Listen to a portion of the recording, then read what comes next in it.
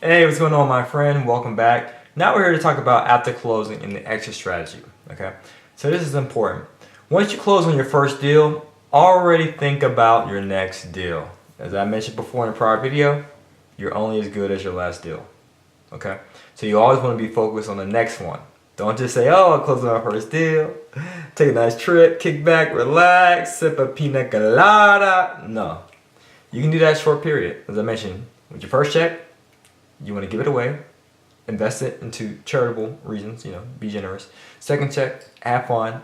Every check thereafter, continue to reinvest it until you reach financial freedom, until your passive income from your real estate holdings exceeds your living expenses by 150%.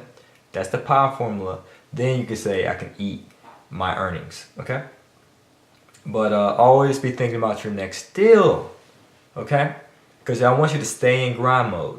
Close on a deal, great, got to stabilize. Let me find money for the next deal, and so forth.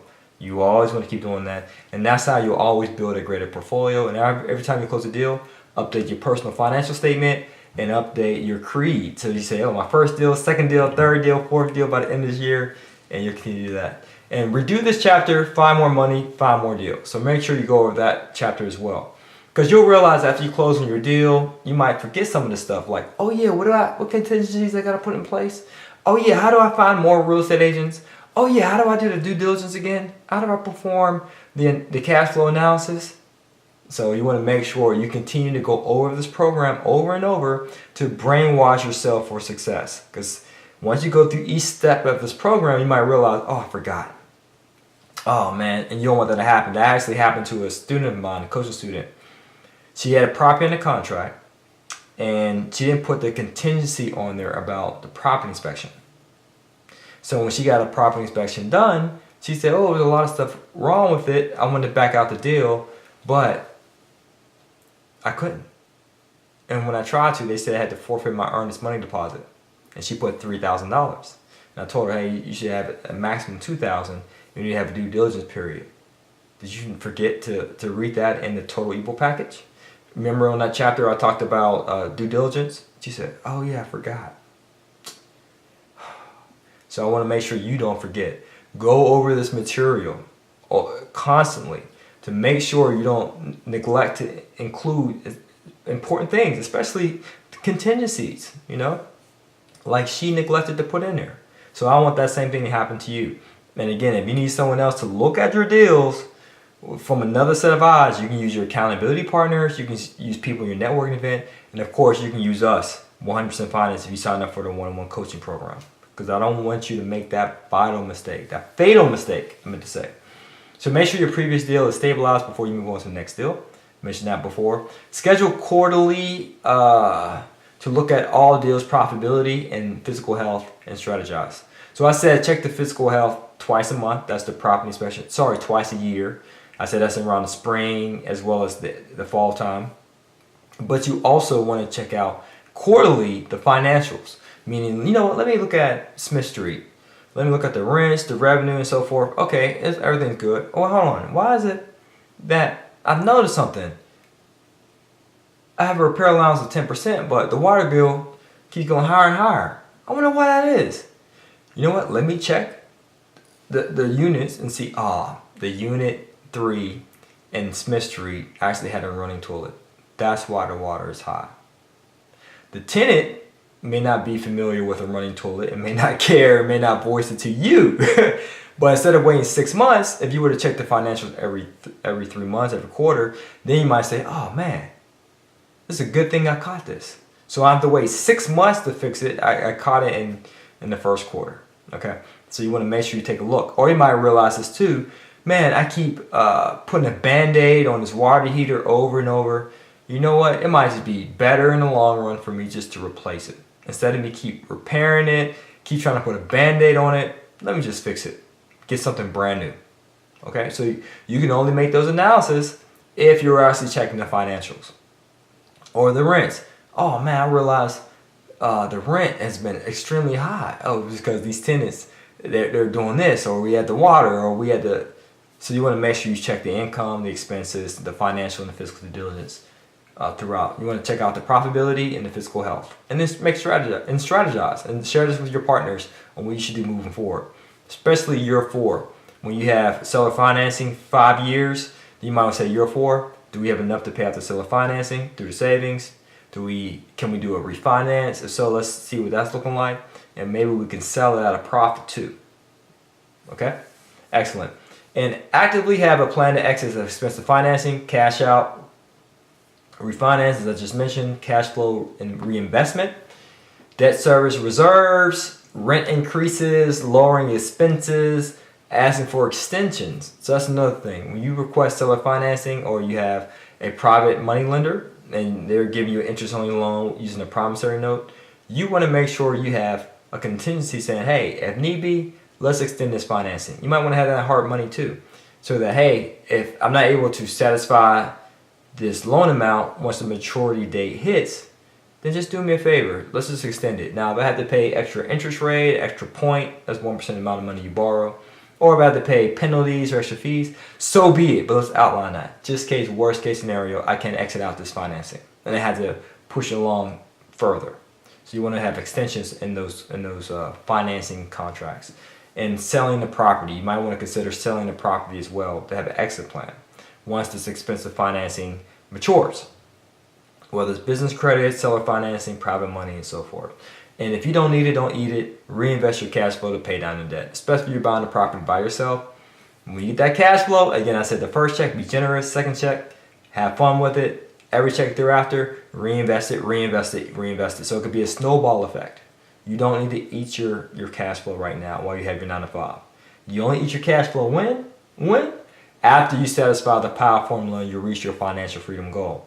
So if your monthly living expenses are $5,000 in the scenario we did in a few videos back, and you multiply it times 1.5, that's that buffer ratio for that what if, then you have $7,500. Once you get $7,500, but your living expenses is $5,000, then you turn in that 2 weeks notice, then you can start eating that cash flow. Got it? Excellent.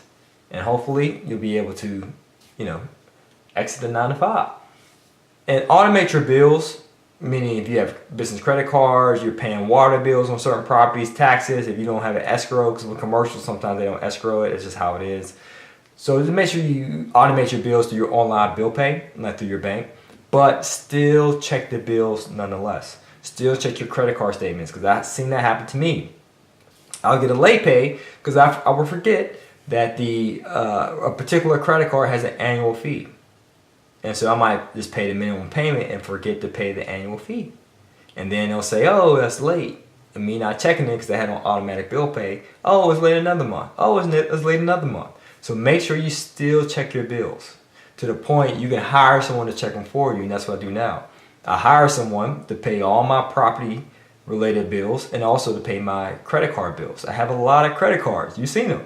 And I have a lot of properties too. So I have a lot of mail coming into my name, especially checks too. That's the good part.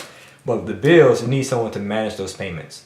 So if you have to do it at first, that's fine. But focus on gaining more properties, again, to increase your standard of living by outsourcing activities that you don't want to do. Excellent. Yes, and make sure you keep track of the tax bill. So sometimes I closed on a property in New Brighton. It was a 9-unit that I said that's near and dear to my heart at closing. Prior to quitting my 9 to 5. So this New Brighton deal, I got the property and the bill was still sent to the previous owner. For some reason, the closing company didn't update the tax company that, hey, there's a new owner. So the tax company, I forgot what it was, maybe the county tax, they kept sending the bill to the previous owner.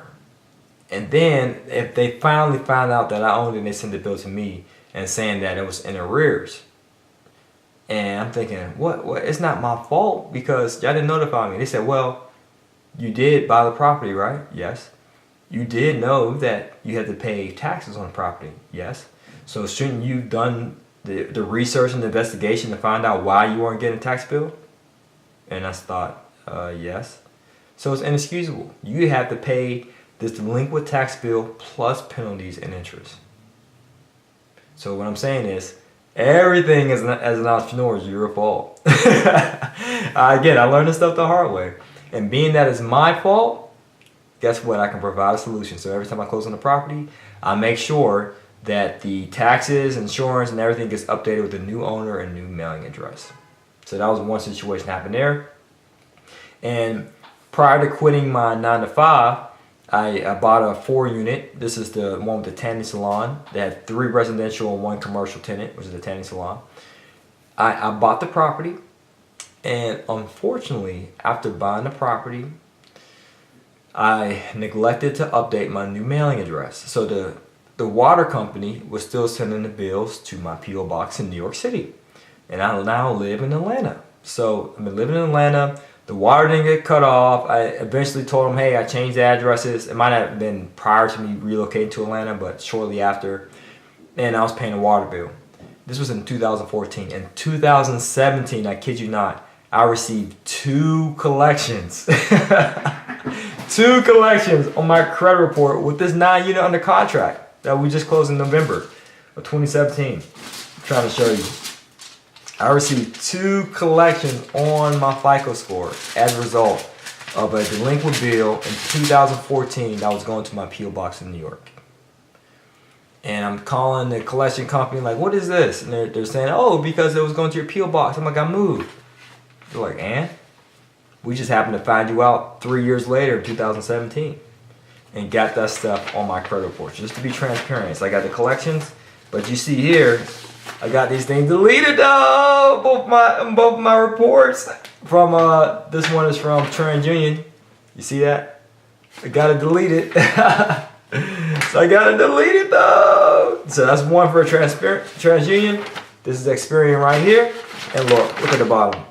Delete. Delete, delete, delete. You see that right there. Items were deleted. So that goes to show, people say, oh, you have a credit repair company, right? Who you outsource that to? Nobody. We do it in-house, baby. We know how to repair credit. I even repair my own credit. So don't think less of me. I'm just being very transparent with you. You can get caught slipping. If you're not keeping track of your bills and keeping all parties involved as the entrepreneur, then you can suffer the consequences. So I learned all this stuff the hard way. You want to make sure you keep track of every single bill, notify every department, every company that, hey, I moved, changed address, I'm the new owner, yada, yada, yada. Send the bills to this location, okay? So use the property spreadsheet, including the resources to keep track of all these expenses. So that's why this document was created, right? As a result of that. And after you obtain 5 properties, consider using QuickBooks and consider using the CPA so they can find out ways you can save money, file your taxes, as well as to keep track of all your debts and your obligations and your expenses. And the CPA is great to use because now I filed as a real estate professional. So that way I can deduct more things off my tax return and reduce my tax liability. And you can reduce things, you can deduct things such as mileage, square footage of your space, like this is my office, so I can deduct this in my home or so forth. I can do that as a result of having certain classifications, being a real estate professional, and itemizing the expenses. Now again, if you need any assistance, CYA, consult your accountant, your CPA, and they should be able to tell you, oh yeah, you can save on miles, you can deduct office expense, because we have an office. And this is my home office. We also have a physical office as well. So you can deduct a portion of your home for that. Your cell phone, I might say, oh yeah, I use my cell phone for personal and business use. Or yeah, I use this to this.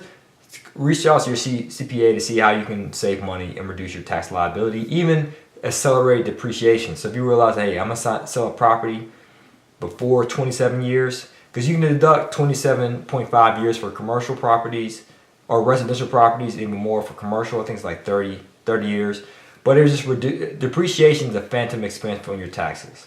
Okay, you can accelerate that depreciation as well. Just CYA, consult your accountant for more information.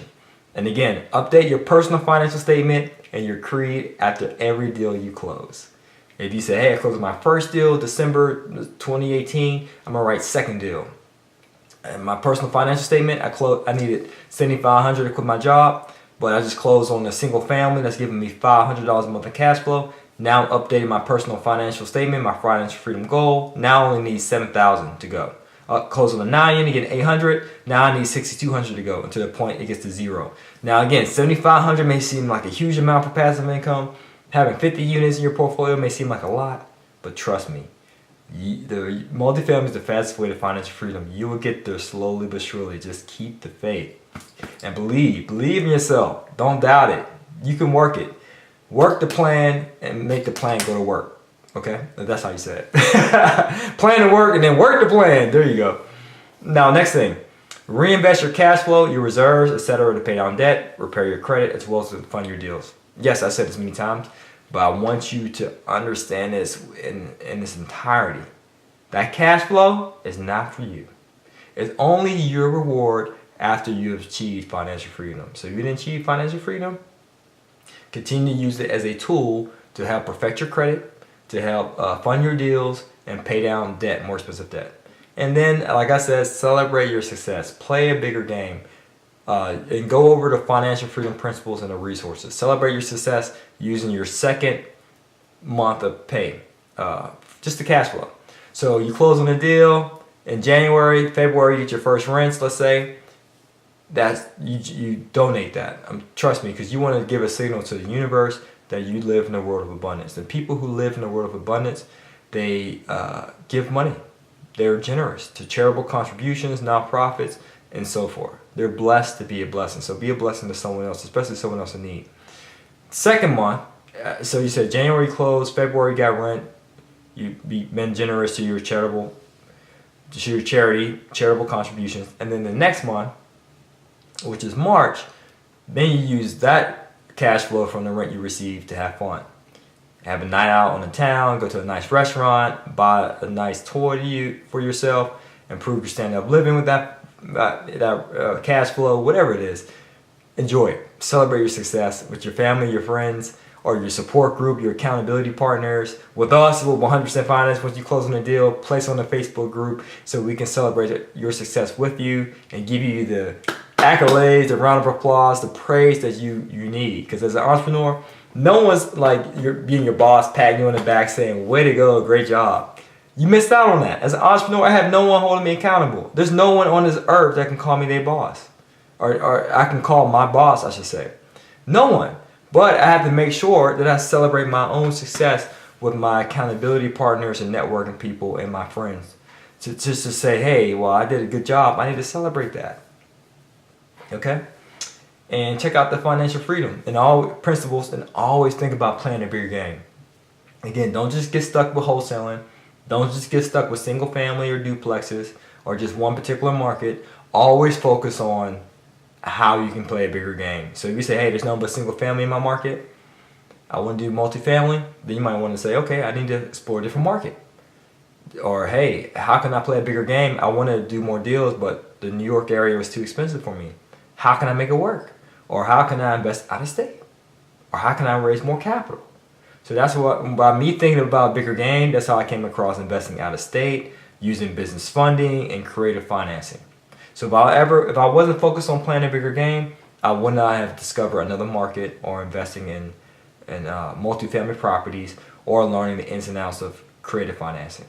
So if you're always thinking about a bigger game, it will expand your mindset and eventually will expand your means. Okay, but before you quit your job, again, always live below your means and focus on expanding it. All right, guys, I'm glad you enjoyed this video. Stay tuned for the next one. My friend. Peace.